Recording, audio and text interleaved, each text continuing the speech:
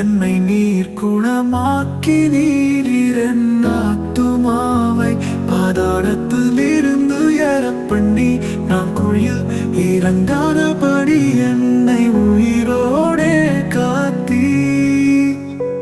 கர்த்தருடைய பரிசுத்தவான்களே அவரை கீர்த்தனம் பண்ணி அவருடைய பரிசுத்தத்தின் நினைவு கூறுதலை கொண்டாடுங்கள். கர்த்தாவே உம்முடைய தயவினால் நீரின் பர்வதத்தை திடமாய் நிற்க பண்ணியிருந்தீர். உமது முகத்தை நீ மறைத்துக் கொண்ட போதோ நான் கலங்கினவனானே. என் கர்த்தாவே உம்மை நோக்கி கூப்பிட்டேன், என்னை நீர் குணமாக்கினீர்.